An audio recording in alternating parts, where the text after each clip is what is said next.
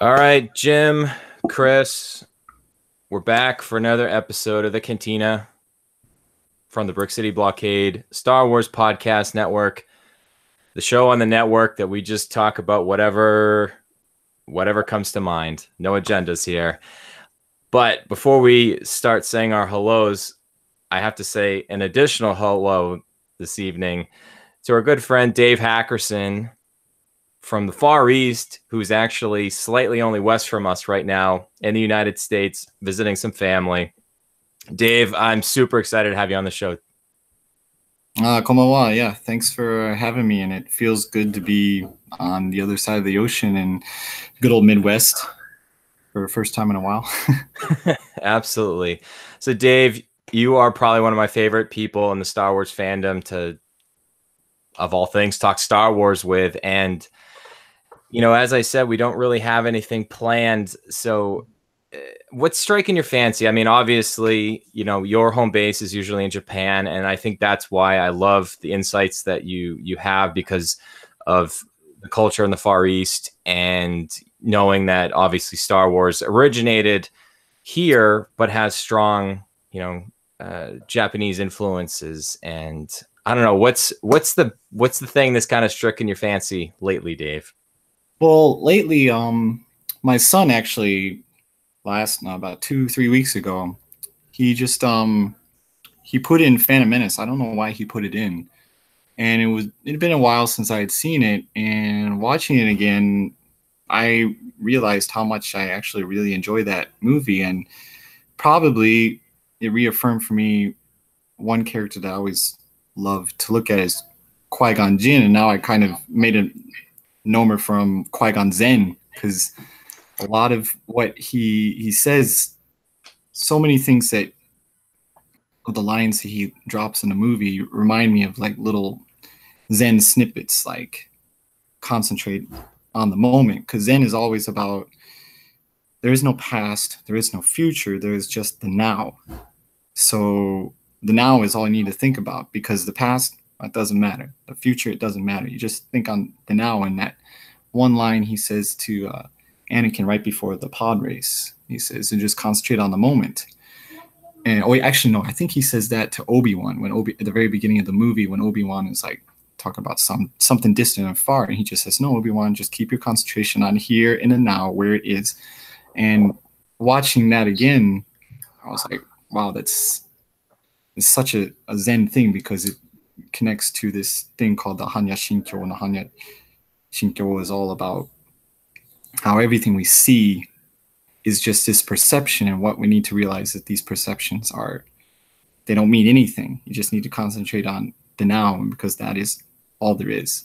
And so that was, I guess, something that's gotten the wheels in my head thinking again, just with my son not even realizing it, but he just it's Dave, it's funny you mentioned the Phantom Menace, because I'm getting ready with by the time this podcast drops, we should have the digital release of Solo here in the States.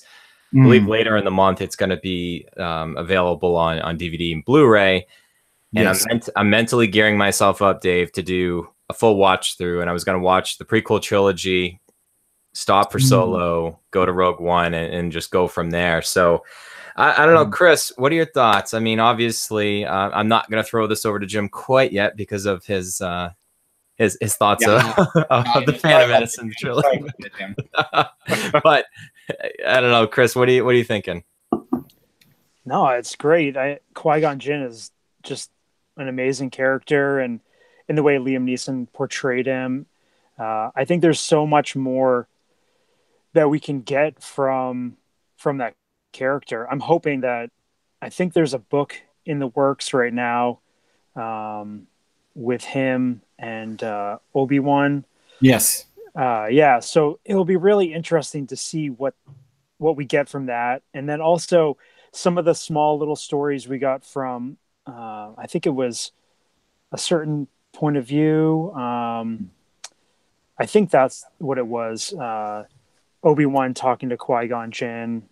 Correct me if I'm wrong. I apologize.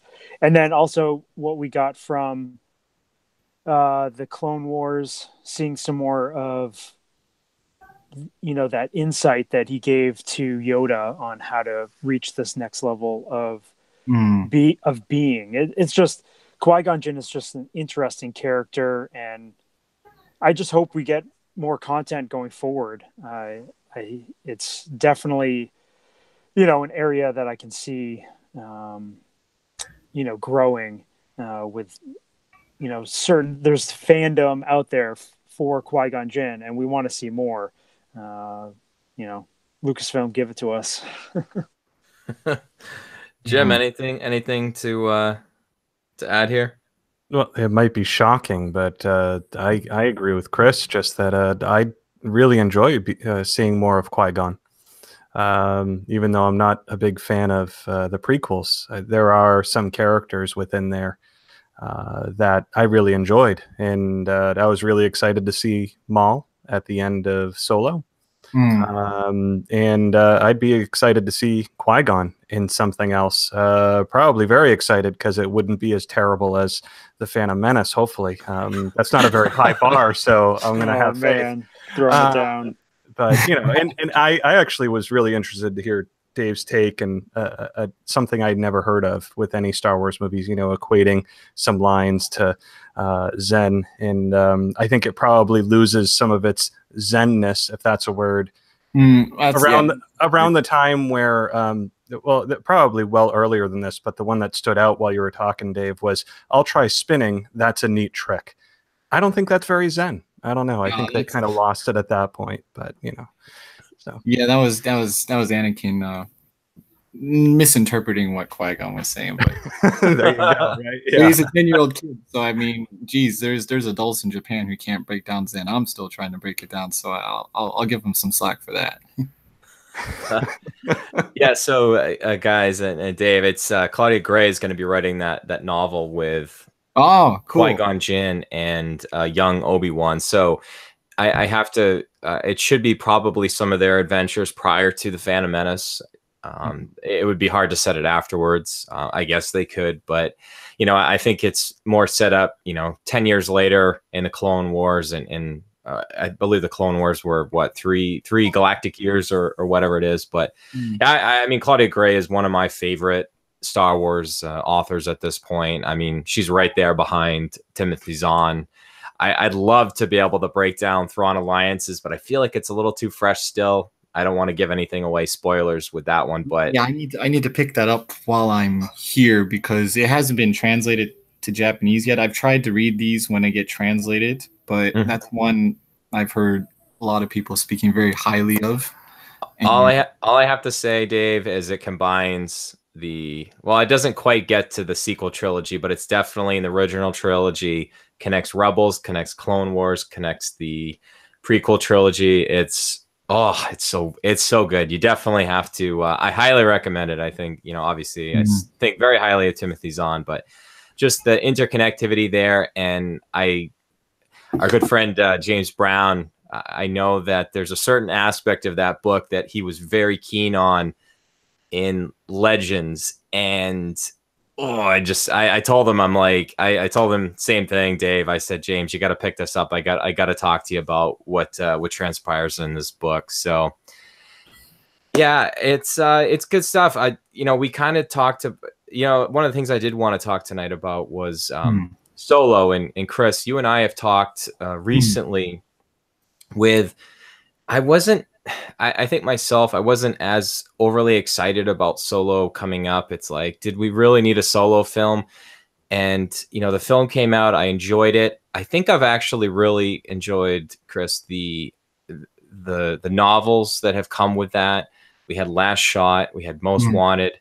Chris, you and I were we're in the process of listening to the movie adaptation from on Audible and getting through that, and almost, I think you and I both have about 4.5 hours left in that, and it's been fascinating, and to see some of the things that were either deleted scenes or extra scenes that they've added, just like they did with The Last Jedi and Jason Fry. So, Chris, where is your excitement level now, knowing that this month we're going to get another home release of a Star Wars movie?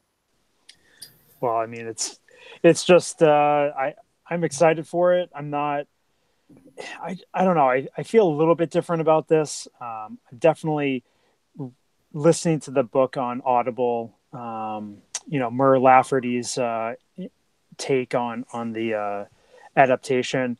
It's definitely getting me amped up, but I don't know. It just doesn't quite feel as big as it was maybe for when The Last Jedi came out, and even Rogue One. But don't get me wrong. I'm definitely going to download that digital version this week, and I'm looking forward to it.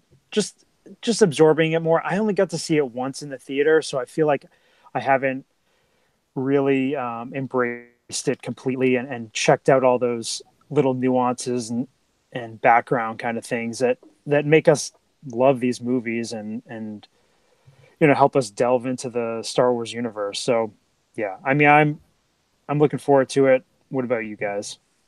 Jim, did you happen to see that Star Wars, at least on social media, I think they had released the pictures of Ray Park dressed up as Darth Maul for some of like the promo images. Obviously, those pictures were cool. Yeah, I saw that. Yep. That was a nice touch. I mean, I still think, I think we talked about the last time we all kind of came together, is I still think they have some work to do with general fans kind of explaining what happened. And obviously the four of us, well, actually, Jim, we're still trying to get you to watch Clone Wars, but at least some of the big things that have happened. You've watched Rebels.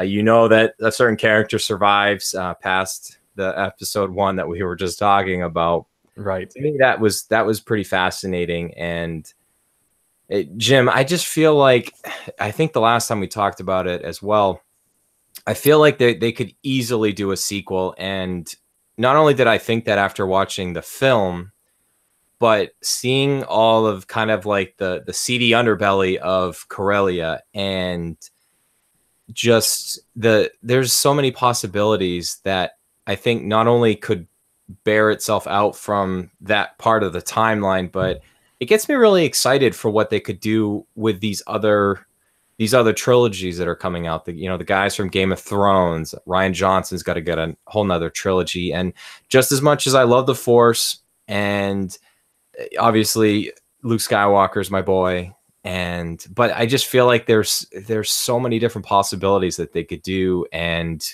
I think we're going to see Star Wars go on and on and on.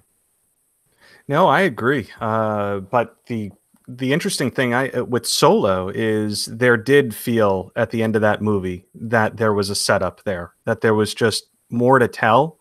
And that movie it's kind of in the middle of Star Wars movies as far as if I'm going to rank them, and really on the bottom part of my middle section of those movies, if we rank them in order. Still enjoyed it, and I'm still looking forward to seeing it again when I download it.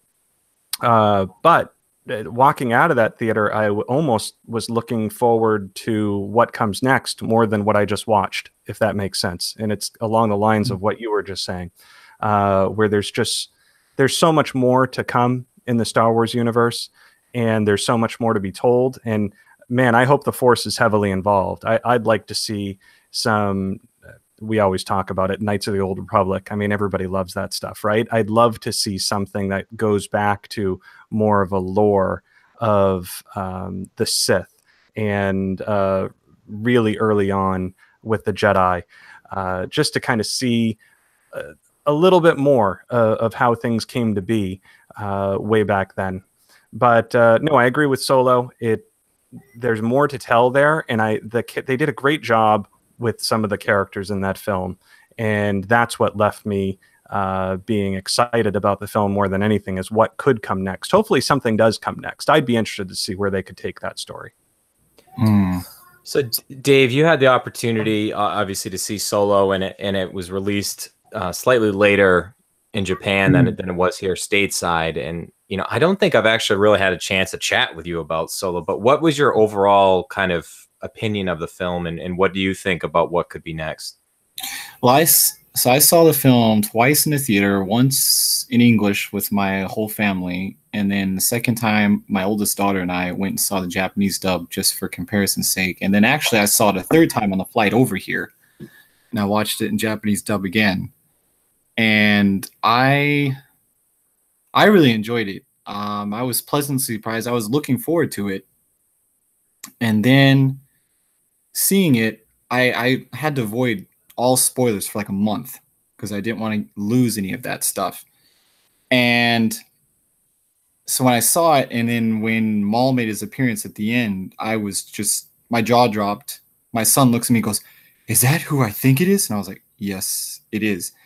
And he's like, "Whoa." And and so, but the thing that I, just like everybody said here, I liked how they left so many things open to let your imagination just wander, like the little conversation between Beckett and Lando about Lando thanking him for what he did, or saying, it's like, whoa, there's a cool story to be had there. I'd like to see where that went to, or how like Maul got into that criminal organization. Like, was that like one of the uses that Palpatine said he had for him when they have their little confrontation? Sorry if I'm spoiling this for you, Jim, with the Clone Wars, but there's this little confrontation where Palpatine's like, I have more uses for you.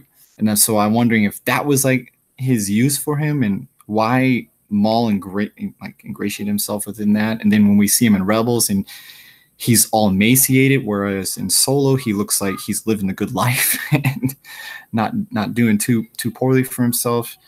And then how Han, even after all that he experiences in the Solo movie, where he knows Beckett's going to betray him, and then he kills Beckett and does what Beckett would have done, but he still seems to be happy-go-lucky and hasn't been so become so cynical yet. And so I'm curious to see, like, if they do make something, it'd be interesting to see whether, now that Kira seems to be the head of the syndicate, if he tries to get back with her and then she kind of burns him because she has to save face with Maul, and that is what really turns him to the cynic that we see in episode 4. I mean, I think there's so many different possibilities where they could tie Han and Kira and then Maul together, that I don't know. I think it felt very Star Warsy to me, if that's a term. Alden Ehrenreich's performance as Solo, I mean, my daughter, who's only seen episode 4 maybe once, and she's like, that was Han Solo. He felt like Han Solo to me, and I'm excited to see what they could do with it, whether they choose to do something more with it. I mean, there's been a really vocal minority who just like boycotting the film for whatever stupid reason I don't understand. I mean, there's so many things in this world to be angry about. I don't see the point of being angry about entertainment in a fictional universe, but that's just me. And I would like to see them explore all those tangents that you guys said the movie inspired in you, or the tangents that came into my mind, and or even, as Jim was saying, there's a lot of really cool stuff with the old Republic, or like maybe you guys read some of them, the Tales of the Jedi in '95 with like Exar Kun and Eula Keldroma. Those are some really cool tales I'd like to see incorporated somehow, but I'm not the one calling the shots. That is one of the cool things, Dave, is, you made an excellent point where, where the backlash and fandom kind of was there to boycott a film, and you made it is entertainment and a fictional universe. And I think, for one thing, as each of these films have come out, and like the new, air quotes, the new films, as each one comes out, I'm not any less excited for them, but I'm also not living on the edge of my seat trying to wonder like what's going to happen, and then I'm trying to spoil them for myself, or I have to know wherever they go. We say it often on this network, in Lucasfilm we trust, and especially with Rebels and Clone Wars and everything, and Filoni we trust. I just have a lot of trust in the filmmakers and the direction of where they're going. And are they perfect? And Jim, I know you've pointed out before, they're not perfect. I mean, with some of the things in the Solo film, with the hatches, that was a good point. Yeah, with continuity and stuff, it's never going to be perfect, but it never really has been. But I actually, this might be a good jumping off point from here. is although I do want to come back because I want to talk about Kira. The books have really made me a bigger fan of her, even more than the film did. But it's almost kind of like this concept of the viability of the narrator, and that's something that they've tiptoed around in some of the novels, and I don't think they'll ever get there with a film. But you're reading this story, and the book Legends of Luke Skywalker definitely peeled that back on you to say, like, this seems like it's a tall tale, a fable, and most of it could be true, but then you have to wonder, like, whoever's narrating this story, are they believable? And I hope that they don't use that as like a crutch to say that, oh, this continuity sake, just that you couldn't rely on the narrator. But I don't know, Chris, what are your thoughts on that? That's a good point. When you think about it, it's going to be hard. You get different, like they did the certain point of view book. It's a certain point of view and how the story is being told and how it's being interpreted and how it's being remembered. Hopefully they don't go that route. But with Lucasfilm, they've got this story group in place, and they're trying to keep this canon storyline, set up in so many different formats that it's almost, it just seems insane to me.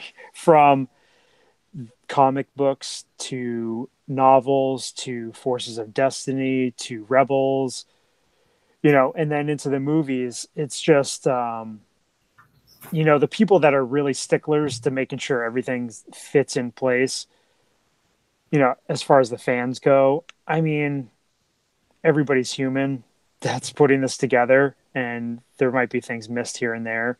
But no, it's a great point. I think that the movies, set the tone for everything else, and we just need the people, the fans to accept the movies. And I think the over criticism of Disney and Lucasfilm is a little bit harsh, to say the least.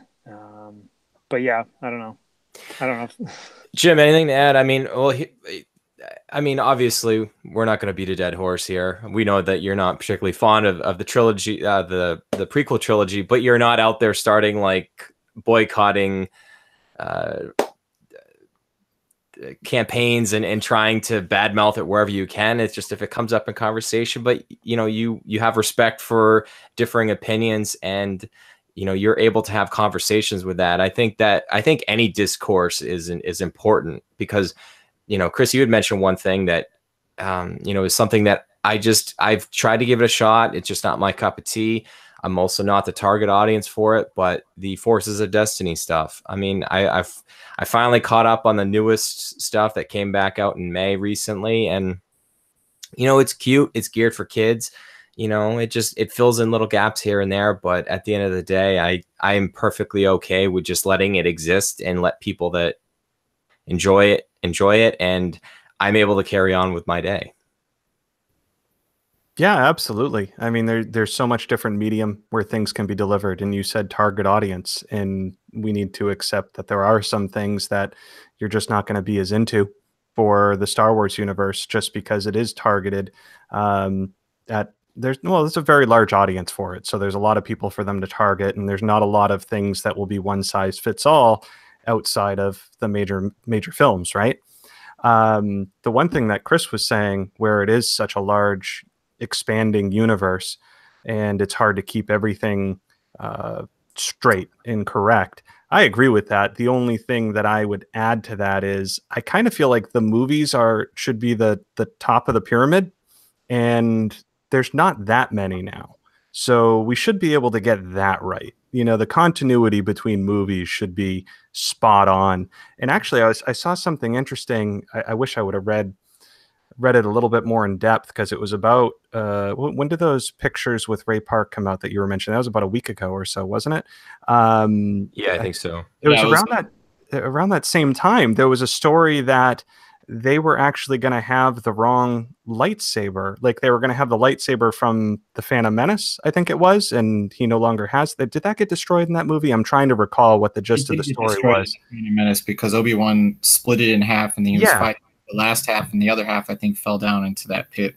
So apparently they were actually going to have him at the end of Solo with that lightsaber, and it was the actor. It was one of the actors on set that was actually like, "Hey, that shouldn't be that shouldn't be what he has. It should be something else because that one got destroyed." And so I think it was Reddit where I was reading about this, and that was Sam Witwer. Yeah, the voice of Darth Maul. The voice, that's what it was, the voice actor. So it was just kind of interesting to hear that it was an actor that kind of stepped in and said, "Hey, we're not doing this correctly."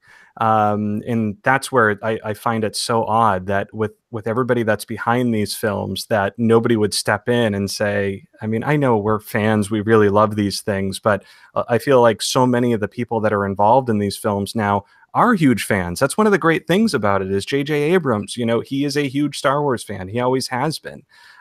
That's why I like him being involved with these films. Rian Johnson is another great example. And it just surprises me when it's the actor that's coming along during the movie production that says, "Oh, this detail isn't right." Dave, if anybody's going to know Maul better than Sam Witwer, I dare somebody to try to find that. So he corrected Filoni one time. Like they had a scene, I think, in the motorcycle or something, where they were talking about, "Oh, this is my mother," and they were like saying, "Oh, this is first time Padme meets Anakin's mother," and Sam Witwer just stopped everybody in the studio and said, "Wait a second, they already met in the Phantom Menace, so you have to fix this," and they did. And everybody was like, "Wow." Yeah, I mean, and that was Dave, correct me if I'm wrong, but doesn't Maul end up with Savage Opress's lightsaber, his brother's there? I think he does, yes. And it was actually, was it that episode that you mentioned in the Clone Wars where he does face off against Palpatine? Yeah, both him and Savage, just because this isn't a Mandalore arc, and so they've basically taken control of Mandalore, and Mandalore's descended into civil war, and Palpatine goes out there. He's like, "Okay, this has become something I need to deal with because this could disrupt his plans." So he goes out and confronts the two of them, and that's where Savage is dealt with, and then Maul is just put into, he's begging for mercy from Palpatine, and then that's when Palpatine says, I still have uses for you. But we at that time didn't know what kind of uses he had for him, and so his appearance in Solo now kind of, I thought, gives us a better indication as to what kind of use maybe Palpatine had for him, whereas him showing up in Rebels, all he's bent on is getting his revenge against Palpatine. So obviously he had served his use and then been discarded again, probably not the first time, but now it'd be third time. So Chris, I know that I can't remember what novel they've mentioned in. I want to say it might be where they're adding a little bit more color to the story in the audio book on Audible for Murrah Lafferty that you had said was writing that. And I feel like they gave a little bit more information about Crimson Dawn in that, and saying about how ruthless they are, and they're one of the top crime syndicates in the galaxy. And obviously, when you're coming back to that, that the reason why they are like that is because of Maul. And Dave, you make a really good point. It almost seems like that maybe that was Palpatine's way to give unrest in the galaxy, to further cement the Empire's hold on stuff by making sure that there was also that presence to really... The Empire couldn't really put the thumb down on everybody, but having those crime syndicates, and they go into so much of that in Most Wanted, I feel like gives you probably the clearest picture of what the situation that the Empire has actually really created on a lot of these worlds that the Empire has the control over, like Corellia. I mean, if you think about it, it's a really convenient way for the Empire to justify their presence, because you have this crime syndicate is existing and is causing problems on a planet. So the Empire is like, well, we're going to come in, we're going to deal with it for you, and we're going to make your lives better. So they make it look like they're dealing with it. But on the flip side, they're probably making some secret arrangements so where they can mutually profit off of it. So Empire turns a blind eye to their activities and let them kind of do their thing locally, so long as they don't step on the Empire's feet too much. So the Empire is killing two birds with one stone. They are making themselves look like the benevolent saviors to this local system who's been oppressed by this crime syndicate. And then these people are like, okay, so the Empire's put them in their place, but at the same time, the Empire is going to profit from them. Okay, you guys going to do this, you're going to take advantage of these people, we want such and such take, and then we're going to let you do your own thing. And so that seems like to be, well, at least for me, it's a very Machiavellian way to approach it, and seems right up Palpatine's alley.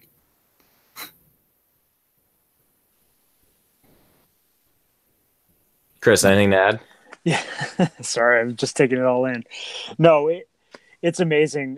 Yeah, like you said, Most Wanted, they definitely delve into what's going on with the crime syndicates in that part of the galaxy. And then in the novel for Solo, they definitely get into some exposition on, where Crimson Dawn falls in line with the other crime syndicates, and you get more of a sense of, like, you can't mess with the syndicates. And I wish we got more of that in the movie. I think that's what really makes it interesting, and especially like in Clone Wars, when they're dealing with the Pikes and the other crime syndicates. It's just so interesting. And I think there's a lot there. And I really hope we do either get it in another Solo movie, or, one of the other series or movies that come out, jump in on that kind of thing. I've really wondered if that time period that we're talking about, it feels like it's almost the Goldilocks zone for Star Wars fans, because there's so much that can connect the original trilogy and the sequel trilogy, and you can have elements of both. You can have a lot of settings and characters that people are familiar with, or at least terminology. And it really makes me wonder if we do get a live action TV show, if that is the perfect setting for it. Exactly what we've all been talking about with the different crime syndicates and involvement of the Empire. That is, to me, that would be my favorite thing. If they could do that, if they could give us something else besides a movie, something else besides an animated series, bring us a live action TV show, something set in about that time, post prequels, pre-original trilogy, where we get the elements of the Empire that we know from the original trilogy while also having callbacks to the prequels. And there's so many storylines that could be involved. Just what Chris was talking about, how the different syndicates can interact with each other. Like Dave was saying, the involvement of the Empire. There's so much material there, and it doesn't need to be Luke Skywalker and Han Solo or Qui-Gon or any of these characters. Obviously not Qui-Gon. But, I really am hoping for that. Maybe that's what the Game of Thrones guys are going to do. They're going to keep the Mother of Dragons. Maybe they're going to do a little trilogy in that time zone. Like I said, I love the character of Kira. I feel like I feel like there was so much potential with the Solo movie to be one of the best films, that I think, despite all of the issues that we know that happened behind the scenes, and it feels like it probably could have been multiple films, even as far stretching it as it was. Chris, you made a great point. There was so much more that they could have explained and dove into. And, ultimately I feel like it came together, and it's, Jim, I'm still trying to figure out where I want to rank it. I think I like the concept of Solo more than maybe I actually enjoy the film. Like, I've just been completely fascinated with starting to collect the Lando version of the Falcon. I mean, it's completely different than what we're always used to, but I just getting like the origin story for our favorite, ship in the galaxy. That part's cool. And I want to know more about what, Han and Chewie do. And I love that we got a little bit of their, origin, but the Kira, I feel like she was a great character in the film, but all of the books that they've done, Most Wanted, and then so far that I've seen in the solo novel, they give so much more of her cunning, her thought process behind things, and I don't feel like the film does excuse me. I don't feel like the film does the character as much justice as a lot of the written form has done. Now, I think that too, because I think in the film she comes off, I wouldn't say her transition is too abrupt. You see her as kind of leaning on Han at the beginning, and then suddenly when Han meets her again, she's like this really self-assured.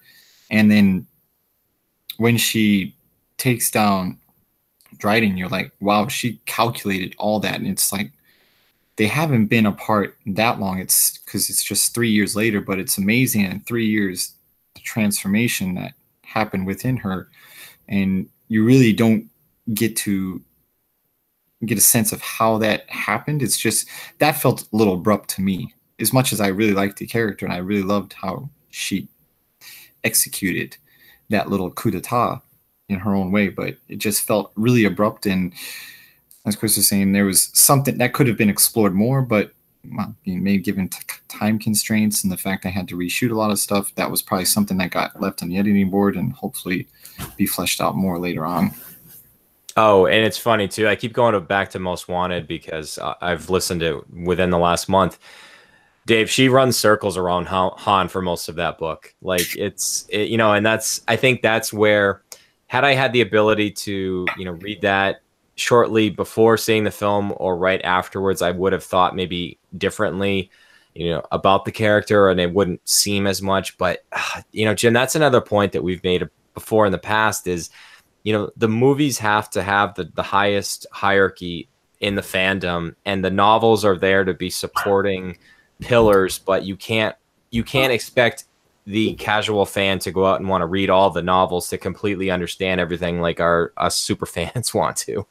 Yeah, and actually something you said a minute or two ago about liking the concept of Solo more than maybe the execution of the movie.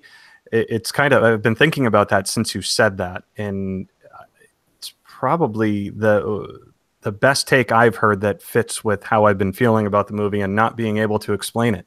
So I'm glad you brought that up, because now when I rewatch it, I'm going to have a different view, a different point of view when watching the movie. But you're right. With the novels, that's probably the biggest complaint. If we got rid of a lot of the superficial complaints about how Disney and Lucasfilm have handled the newer movies, the one that I could lead some credence to is there's probably been too much left to these other forms of media for telling the stories that prop everything up. And a great example is, we don't really, when you watch The Force Awakens, there's so many times where if you don't read any of the other books surrounding that movie, you kind of just ask yourself, how did the Resistance, what is the Resistance in the New Republic, in the First Order? It doesn't make a lot of sense to somebody just walking in there and going from Return of the Jedi to The Force Awakens and just seeing, why is there a resistance? Why isn't the New Republic there to beat back the First Order? Why have they allowed the First Order to come to be so there's this small group that is just the resistance? It's never explained. But if you read the books, you understand that the New Republic was striving to be a lot less of a military force because they didn't want to be seen as another empire, just kind of changing the face and having the same military rule behind the scenes. So it all makes a lot of sense. But if you just go watch The Force Awakens, there's nothing in that movie that really tells you that. So I think that's probably something that Disney and Lucasfilm could do a better job of with these movies. And like you were saying, Solo is another good example of that. And there's a lot more stories there that maybe set you up or could be expanded upon that would make the movie have a better, some better execution, maybe some better storytelling. But unfortunately, maybe it's time constraints or whatever, but they need to find a way to maybe improve upon that in future movies. Jim, it's funny that you bring that up. I mean, it's a great point. The the people that were complaining that the prequels had too much political stuff in it were the same ones that were complaining that the Force Awakens didn't have enough political stuff in it. Yeah, there you go. And it's, you almost think maybe, J.J. Abrams, the story group, Lucasfilm, whatever, just really reined it in as far as the political aspect goes, for fear that, it would cause some backlash. Because, again, they were making a movie that was going to try to appeal to the most people and look at how well it did. But then you got the hardcore fans complaining that they made it for, too watered down. And it's really hard. I don't know how. I'm glad I'm not in their position, because to figure out that formula that works best for the most broad audience, that's why they make the big bucks, really. That's why they make the big bucks, and we're huddled around a virtual table here talking about that. Yeah, I think the one film maybe where they got the formula just right was Rogue One.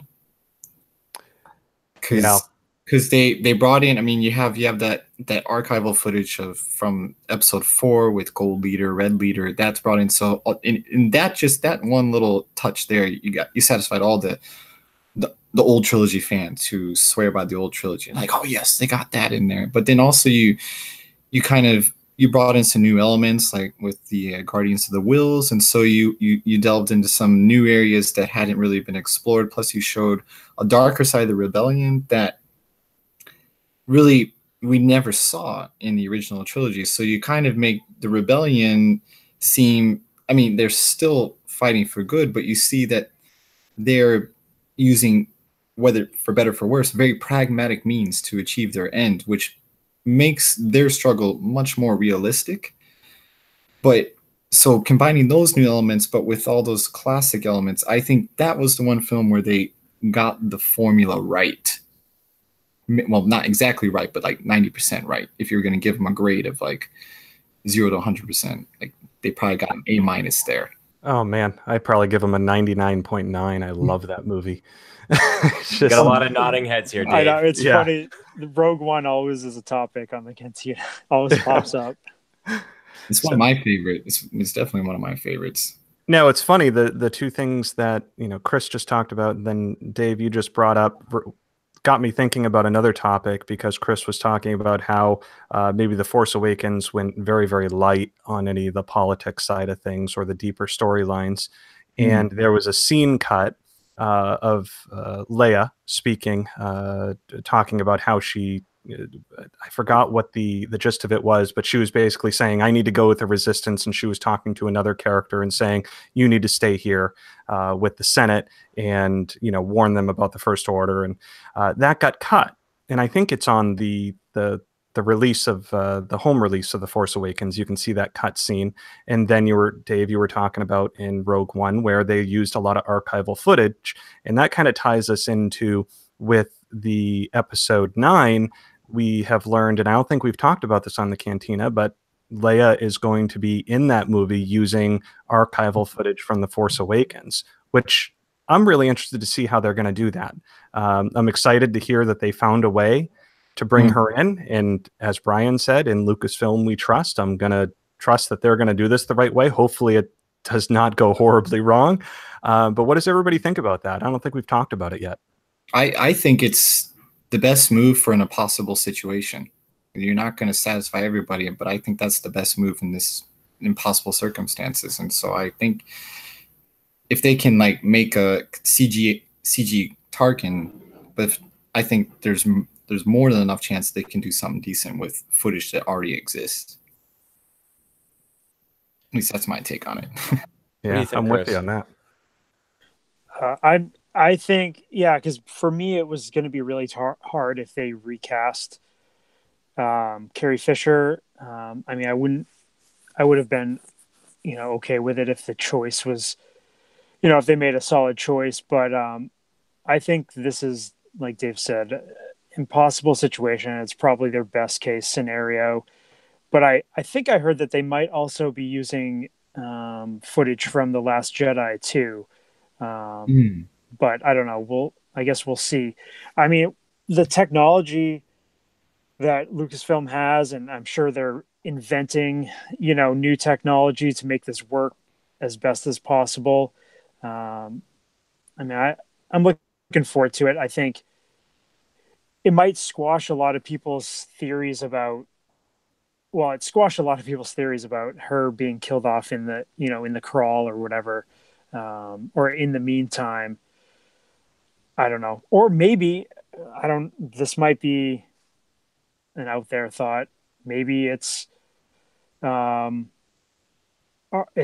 like hollow vid messages of Leia or something like that they're referencing. After maybe she does get killed off, and they're looking at her diary or something. I don't know, trying to find the information on something. I was having a similar conversation, and we were trying to figure out whether we came up with two possible options. Obviously there's a lot more than that, but what we were going to put money on was holograms of some kind, just messages or whatever. She never really appears in person, but we're like, it doesn't feel like it fits. But maybe a very, very early on death in episode 9, just to find a way to give her a more sufficient send off for her stature in the universe. And that's kind of where, if I was going to put money down on it and bet, I would think it would be early on in episode 9. They used the footage to, unfortunately, have her pass on. But on a bright note, we do also get the announcement that Matt Smith is going to have an involvement in episode 9. He's been cast in the movie, and what is supposed to be an important role is what I saw when I read the announcement. And he's my favorite Doctor from Doctor Who, so that couldn't have gone better. I don't know if you guys know Matt Smith at all, but he's awesome. So I know our buddy Scott Inch certainly does. Yeah, not from Doctor Who, but from The Crown. That's we've watched that too. Yeah. He's very good in that. Yeah. My mind, of course, rewind about 30 minutes ago, and I said, I'm not too interested in speculating or finding any of this stuff out. But you guys have me. You guys, number one, thanks to Dave and both of you, you guys got me. I think the last time we all talked, I got super excited about Rogue One all over again, and dang it, guys, you just did it all over again for me. And then number two, I think I'm starting to get to the point where I'm starting to get pretty excited about the possibilities of episode 9. And, maybe a final topic we can kind of talk about here before we let Dave go on his way. And Dave, we certainly appreciate you joining us this evening. No problem. What do we think about episode 9? Is it going to be, obviously it's the end of a trilogy, but is this going to be finite on that lineage and that line? Is it just an ending to that particular story and we're going to see these characters again? I don't know. I don't, as much as I love the character of Rey and Finn and Poe and all the new characters they've given us, I don't think that they necessarily have to.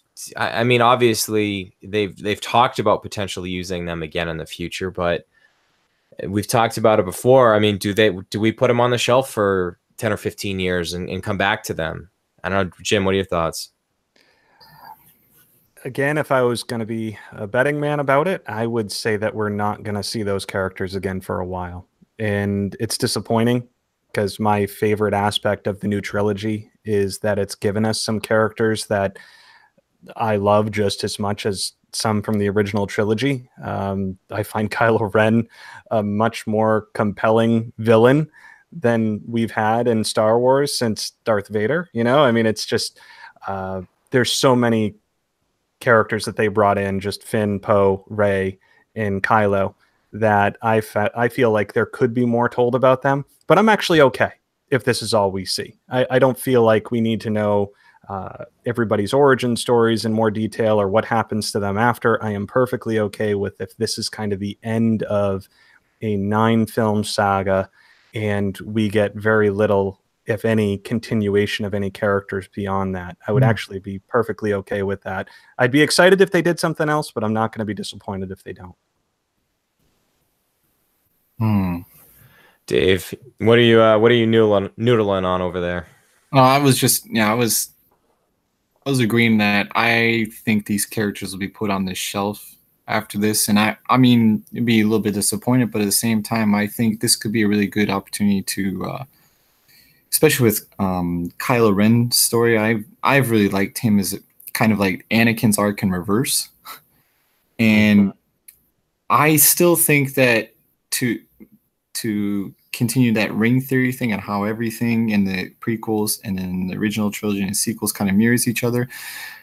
I was actually just talking about this with one of my brother's friends at his wedding yesterday, but he said he never realized how Darth Vader killing Palpatine at the end of Return of the Jedi mirrors Emperor killing Mace Windu in Episode 3. And so I'd like to see something similar, whereas Kylo Ren redeems himself, and whether he loses his life in redeeming himself, that completes the prophecy of the Chosen One, and not that the Chosen One was one person, but the Chosen One was the Skywalker line. And so that even though he's a Solo, he still has the Skywalker blood. And so with Kylo Ren, if he could find a way to redeem himself, and that the remaining light is Rey, who is no longer a Jedi, but we've seen that she is acknowledged both the dark aspects, and light aspects, and see that in the end, by Kylo Ren redeeming himself and somehow restoring balance with Rey to continue it on, that the Skywalker line completes the restoration of the balance in the Force, and that Rey is the one to continue it. And that would be, I think, a really cool way to tie in all three trilogies and make the most sense of the Chosen One prophecy. But that's just my interpretation of it. I like. Does anybody have J.J. Abrams' number? We should probably get Dave in contact with J.J. Abrams. Definitely. Actually, yeah.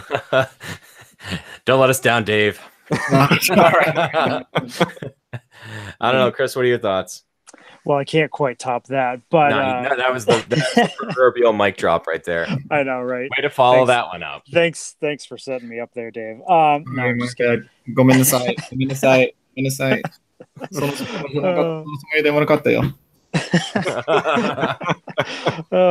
No, I mean, Episode 9, I think we're definitely going to be in store for probably one of the most epic Star Wars movies to date. Lucasfilm, Disney, J.J. Abrams, I mean, everybody's going to bring it on this thing. They're going to want to try to right the wrongs that, maybe they thought they didn't quite do properly with The Last Jedi. Take into account all fandom, how Star Wars is, not all fandom, but all the different elements of Star Wars. I think they're going to just jam pack this movie with everything that you could ask for. And it's hard to say for me how the story is going to play out. I have a really hard time thinking of a way that Kylo Ren is redeemed. I really want to see what happens there. And as far as the characters continuing on, I can see, like what you guys said, putting them on the shelf for a number of years, continuing that story down the line. But I think I can see, maybe Poe or Finn being a part of another series in a different aspect. But anyway, we get more content with those characters, I'll take it. But yeah, I'm excited. We got a little over a year or so to go and lots of time to speculate. About 15 months or so, and we'll have plenty of time to speculate here on that Cantina, and that could be said at the opening. We don't have an agenda. We just see where the conversation goes, and where the conversation went was excellent. Thanks to you, Dave. And the invite's always there. We'd love to have you joining our virtual table. It was a little bit easier to have you join us, stateside, but we'll find a way to make the time zone, the time difference work at some point again in the future. Okay, yeah, that means I'll be speaking to you from the future because of the International Dateline, which is kind of about, but yeah. It's nice to be only 1 hour behind instead of 13 hours ahead. Yeah, that's right. So usually about this time we do some plug times with Dave. I know that you're, a great fan, a great resource. I see you contributing to some other, podcasts and stuff out there. So I want to give you a chance to plug some of that. Okay, yeah, I mean, I have my own blog that I do in Japanese and English where I write a lot about Star Wars stuff, but I also write about things that I've learned in Japan. And I feel I need to get that perspective out in English so people can see it. So that's just Akiruno Life. So if you search that, you'll probably find that blog. I'm also at Twitter at NORSKAKIRUNO at Norsk Akiruno. Norsk for my Norwegian ancestry, and Akiruno, that's where I live in Tokyo. My Instagram handle, I believe, is the same.